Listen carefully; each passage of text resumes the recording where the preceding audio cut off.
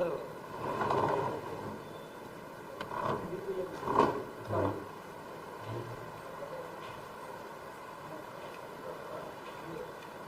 మిత్రులందరికీ నమస్కారం అండి.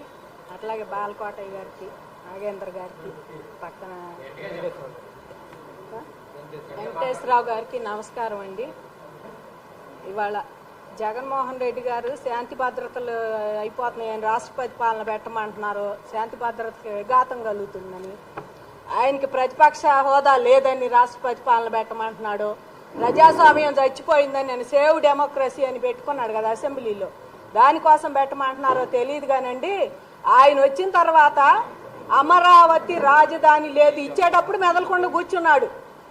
అప్పుడు ఆయన ప్రతిపక్షంలో ఉండి ఏం చేశాడండి? కనీసం ఉండి అమరావతిలో మరి సిఆర్డీఏ చట్టం ఒకటి చేస్తున్నారు, రైతులకి ఇన్ని గజాలు ఇస్తున్నారు, ఇట్లా చేస్తున్నారు. నిజంగా నీకు ప్రజల మీద ప్రేమ, రాజధాని కొత్తది కావాలి అని ఉంటే నువ్వు అక్కడే అసెంబ్లీకి వచ్చి అటెండ్ అయ్యి అవన్నీ చూసేవాడివి. అప్పుడు ఏనాడో అసెంబ్లీకి వచ్చావు ప్రతిపక్షంలో ఉన్నప్పుడు, నువ్వు అసెంబ్లీకి రాలి. ఇప్పుడు వచ్చి ఏం చేస్తావు నువ్వు? అసలు హోదానే లేదు, ఇప్పుడు ఇవ్వాలంటున్నావు. ఇప్పుడు వచ్చి ఏం చేస్తావు నువ్వు? అప్పుడు రాకుండా అధికారంలోకి వచ్చాక అమరావతి లేదు, అక్కడ వాళ్ళకు భూములు కట్టబెట్టారు, ఇక్కడ రింగ్ రోడ్డు వాళ్ళ భూముల మీదుగా పోయింది, మరి లేకపోతేనేమో అమరావతి రైతులు ఇన్సైడ్ ట్రేడింగ్ చేసుకున్నారు. ఇవన్నీ ప్రతిపక్షంలో ఉన్నప్పుడు చూడాల్సినవి నువ్వు 14 నుంచి. అప్పుడు లేవు 19 దాకా పాదయాత్రలు తిరగాలి. నేను నీ ఓటు బ్యాంక్ కోసం తిరిగావు. పాదయాత్రలో పెట్టిందో ఒక్కటి నువ్వు మద్యపాన నిషేధం అన్నావు. మరి నాకు 27 మంది ఎంపీలు ఇస్తే నేను పోయి మెడలు వంచుతానన్నావు. నువ్వు వంచట్లే మెడలు. నువ్వు పోయి సాష్టాంగం పడితే కేంద్రంలో మోడీ ముందు, అమిత్ షా ముందు వాళ్ళు వంచుతున్నారు. ఏందయ్యా మా కాళ్ళ మీద పడ్డావు, లేదు చూస్తాంలే నిన్నని లేపుతున్నారు. వాళ్ళనే వంచట్లే. ఆ రకంగా వాళ్ళ మెడలో ఉంచావు, కానీ నువ్వేం మెడలో ఉంచలా. శాంతి భద్రతలకు ఏమి ఘాతం కలిగిందయ్యో? ఒక్కొక్కల మీద, అమరావతి మహిళల మీద 20 కేసులు, ఇవాళ నా మీద 24 కేసులు ఉన్నాయి. కోర్టులకు వాయిదాలకు వెళ్తున్నాం. సిగ్గుండాలి ఆ మాట అంటానికి. మీకు కానీ మీ హయాంలో చేసిన ఐపీఎస్లకు కానీ సిగ్గుండాలి ఆ మాట అంటానికి. ఏ రకంగా చేశారు మమ్మల్ని? చీరలే లాగారా, చెవులు లాగారు, జుట్టు పట్టుకొని లాగారు. ఆడవాళ్ళని కూడా లేకుండా నుంచుంటే చీరల మీద నుంచునేవాళ్ళు. మేము వెనక్కి వస్తుంటే బర్రం చీరలు లాగిన సంఘటనలు చినిగిపోయినాయి. ఆ రకంగా చేశారు. ఏంటి ఇలా చేశారని కనీసం మానవ హక్కులు ఆవిడ మహిళ వాసిరెడ్డి పద్మ గారి దగ్గరికి వెళ్తే మేము మీ మొగుళ్ళు గాజులు తడుక్కున్నారా, మీరు ముందుకు ఎందుకు వచ్చారని అడిగింది. వాళ్ళకి లేదు శాంతి భద్రతలు, అప్పుడు లేదు లోపాలు. ఆయనకి ప్రజాస్వామ్యం అప్పుడు బాగా రక్షించబడింది. ఇప్పుడు మాత్రం ప్రజాస్వామ్యం చంపేయబడింది కాబట్టి వచ్చాడు ఆయన. ఆయన వాళ్ళు చెప్పే మాటలు మమ్మల్ని ఏ రకంగా ఏడిపించాలని 270 మంది చచ్చిపోయి అవన్నీ మీరు చేసిన హత్యలే. మీ ప్రభుత్వంలో మీరు చేసిన హత్యలే ఆ 270 కూడా. ఎందుకంటే వాళ్ళందరూ కూర్చొని శిబిరాల్లో కూర్చొని పిల్లలు ఏమైపోతారు, పెళ్లిళ్ళు చేయాలి, చదువులు ఉండే, ఏం మన పరిస్థితి అని ఏడ్చిపోయినాళ్ళు.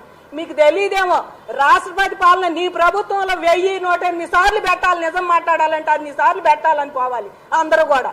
ఇంకా పోలా పైపెచ్చు రాష్ట్రపతి పాలన అంటున్నావు కదా. అమరావతి రైతులు కారుణ్య మరణాలకు అనుమతి ఇవ్వండి, మాకు ఈ ప్రభుత్వం ఏమీ చేయట్లే, ఇంకా మేము చచ్చిపోతున్నామని రాష్ట్రపతికి ఉత్తరాల మీద ఉత్తరాలు రాసాం. అమరావతి రైతులు ప్రధానమంత్రికి రాసాం. మరి నేను ఢిల్లీ పోయావు కదా, అవన్నీ చూసుకుంటే బాగుండేది. నువ్వు ఏమాత్రం శాంతి భద్రతలు నీ ప్రభుత్వంలో నిలిచాయో తెలిసేది.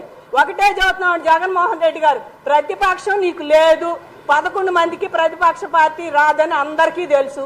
నువ్వు దీన్ని తీసుకెళ్లి కోర్టుకేసి, నువ్వు ఒకప్పుడు అనేవాడివి కదా అసెంబ్లీలో, అమరావతి మేమేమి చట్టాలు చేయని కాడికి మాకు 151 సీట్లు ఎందుకని, ఇప్పుడు 164 వచ్చినాయి. మరి వాళ్ళు చేయొచ్చా చట్టాలు? శాసన వ్యవస్థ వరకే ఉండదాన్ని, దాని వరకే చూడాలి. అంతేగాని శాసన వ్యవస్థలో ఉండేదాన్ని తీసుకెళ్లి కోర్టుకి వెళ్లాల్సినవి తీసుకొచ్చి నేను అసెంబ్లీలోనే పరిష్కరిస్తా అని నీకు తలకాయ లేని మాటలు, మెదడు లేని మాటలు మాట్లాడి నీకు తోడుపోయిన వాళ్ళు, నీ సలహాదారులు, నీ పక్కన వాళ్ళు, వీళ్ళందరూ చెప్పే మాటలు బట్టి కోర్టుకి, ఇప్పుడు నువ్వు కోర్టుకి ఎందుకు వెళ్ళినట్టు? నా ప్రతిపక్ష హోదా కావాలని. నీకు ప్రతిపక్ష హోదా వస్తే రేపు నేను ఏదైనా అరెస్ట్ చేయాలంటే ఒక సంతకం కావాలి గవర్నర్ దాన్ని. నిన్న చంద్రబాబు గారిని చేసేటప్పుడే అది మాయమైపోయింది. ఇంకా నీకు మాత్రం ఎక్కడ ఉంటుంది అది?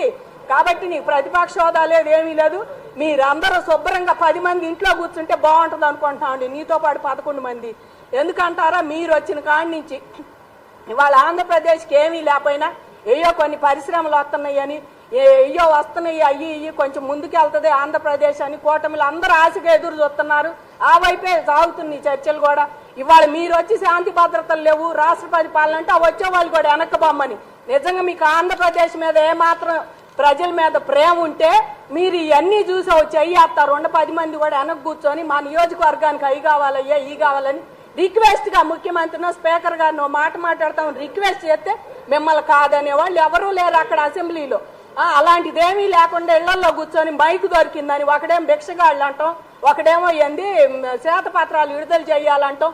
ఎవడు నోటికి వచ్చినట్టు వాడు ఇళ్లలో కూర్చొని మాట్లాడుతున్నారు. వాళ్ళు ఇన్నాళ్ళు మంత్రులుగా ఉండాము, ఏం చేసామో రాష్ట్రానికని మర్చిపోయారు.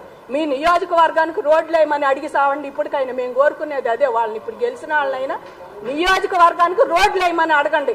మీ నియోజకవర్గంలో ఏదన్నా కావాలండి, మాకు ఇది ఇచ్చారు కదా పోయినసారి మీ ప్రభుత్వంలో, ఇప్పుడు దాన్ని మళ్ళీ రిపీట్ చేయండి, కొన్ని తీసుకొచ్చేటట్టు చేయండి. మా జిల్లాలు బాగుపడతాయి, మా నియోజకవర్గాలు బాగుపడతాయి.